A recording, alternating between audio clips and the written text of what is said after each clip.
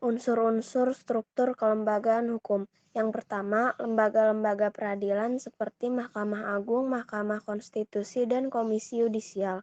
Yang kedua, aparatur penyelenggaraan hukum seperti kepolisian, kejaksaan, dan kehakiman. Yang ketiga, mekanisme penyelenggaraan hukum. Yang terakhir, sistem pengawasan pelaksanaan hukum. Semua itu harus bisa berjalan serasi, selaras, dan seimbang. Para aparat penyelenggaraan hukum memiliki sikap dan perilaku sesuai dengan Pancasila dan UUD Negara RI tahun 1945. Contoh lembaga hukum.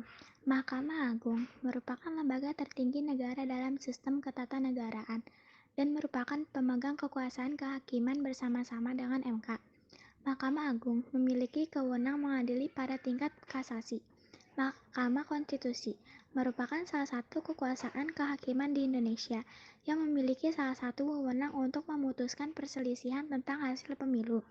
Komisi Yudisial merupakan lembaga negara yang bersifat mandiri dan berwenang mengusulkan pengangkatan hakim agung dan mempunyai wewenang lain dalam rangka menjaga dan menegakkan keluhuran martabat serta perilaku hakim atau pasal 24B Undang-Undang Dasar 1945.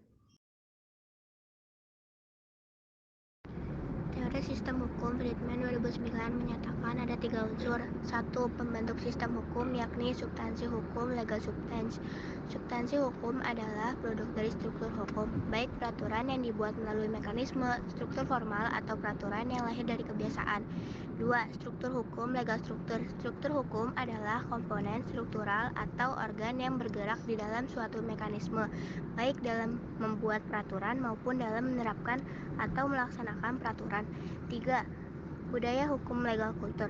Budaya hukum adalah nilai pemikiran serta harapan atas kaidah atau norma dalam kehidupan sosial masyarakat. Pentingnya budaya hukum dalam masyarakat. Indonesia merupakan negara hukum sebagaimana disebutkan dengan jelas di konstitusi sehingga membuat kita seharusnya mempunyai budaya hukum. Status sebagai negara hukum tentunya menjadi acuan untuk melakukan pembangunan hukum nasional. Dan untuk mewujudkannya, tentu tidak terlepas dari sistem hukum yang terdiri dari beberapa unsur yang terkait satu sama lain untuk mencapai tujuan hukum itu sendiri. Sang